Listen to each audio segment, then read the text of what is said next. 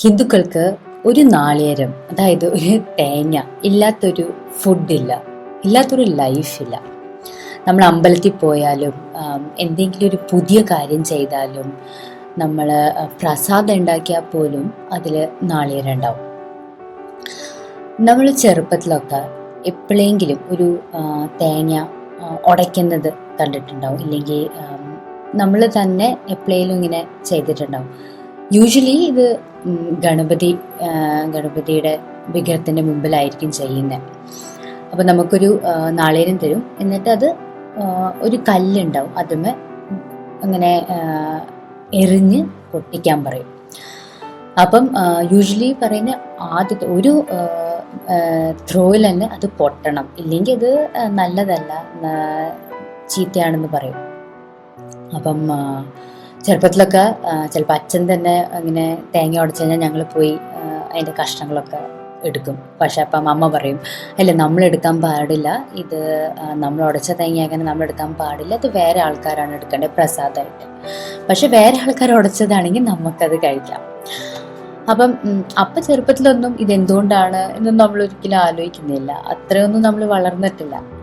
പക്ഷേ ഇപ്പം നമ്മൾ കുറേ ഇങ്ങനെ ആലോചിക്കുമ്പം ഓരോ കാര്യത്തിനൊരു സയൻസിന് അതിനൊരു റീസൺ തരാൻ പറ്റും.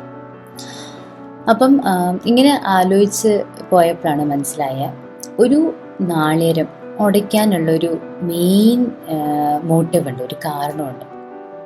ഒരു നാളികേരം ഭയങ്കര ഹാർഡായിട്ടുള്ളൊരു നാളികേരം നമുക്കുള്ളൊരു അഹങ്കാരത്തിൻ്റെ സിമ്പിളാണ്. അപ്പം നമ്മൾ ഭഗവാന്റെ മുമ്പിൽ വരുമ്പം നമ്മൾ അഹങ്കാരം മാറ്റിവെച്ച് എല്ലാം ഉപേക്ഷിച്ച് നമ്മൾ ആരുമല്ല എന്നുള്ളൊരു പ്രതീതിയാണ്. അപ്പം നമ്മൾ നാളികേരം ഉടയ്ക്കുന്ന ഉടനെ നമ്മൾ പ്യുവറാവും. അതിൻ്റെ ഉള്ളിലത്തെ വെളുത്ത നാളികേരം, ആ ഫ്രൂട്ട്, അതാണ് നമ്മുടെ ശരിക്കും നമ്മുടെ ഉള്ളിലുള്ള നമ്മുടെ മനസ്സ്, നമ്മളതാണ്. അപ്പം നമ്മൾ ശരിക്കും ഭഗവാന്റെ മുമ്പിൽ വരുമ്പം നമ്മുടെ സെൽഫ്, നമ്മുടെ ട്രൂ സെൽഫ് നമുക്ക് കാണാൻ പറ്റുക ചെയ്യുന്നത്. അതാണ് അതിൻ്റെ കറക്റ്റായിട്ടുള്ള അതിൻ്റെ അർത്ഥം. പക്ഷെ നമ്മളിത് ഒരു സെൽഫ് കെയർ, ഒരു മെഡിറ്റേഷന് വേണ്ടി യൂസ് ചെയ്യുന്നൊരു പ്രോസസ്സാണ്. എപ്പോഴും ഒരു പ്രാക്ടീസിന് നമ്മളൊരു ഭഗവാനെ നമ്മൾ ലിങ്ക് ചെയ്യുമ്പം, നമ്മളൊരു വിശ്വാസം ലിങ്ക് ചെയ്യുമ്പം നമുക്കത് ചെയ്യാനുള്ള ഒരു മോട്ടീവ് അത് കൂടും.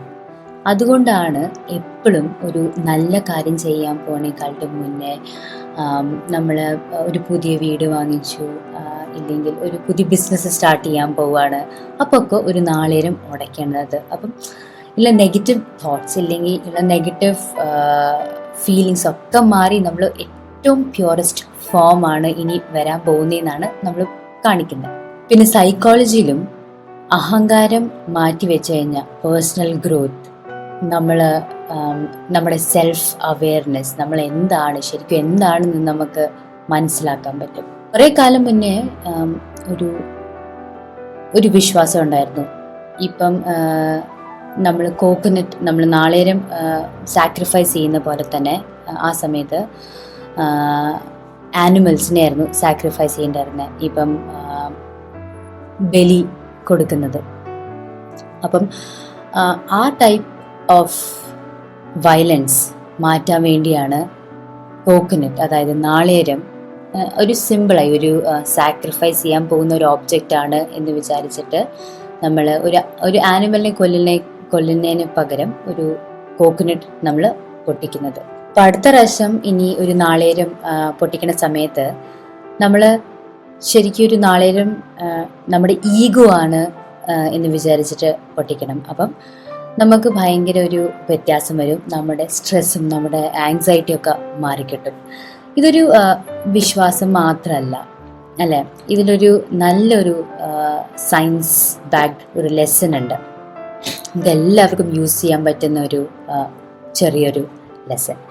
അപ്പം എല്ലാവർക്കും ഈ വീഡിയോ ഇഷ്ടപ്പെട്ടു എന്ന് വിശ്വസിക്കുന്നു. നിങ്ങൾ ആദ്യമായിട്ടാണ് ഈ ചാനൽ വരുന്നതെങ്കിൽ സബ്സ്ക്രൈബ് ചെയ്യാൻ മറക്കരുത്. Thank you.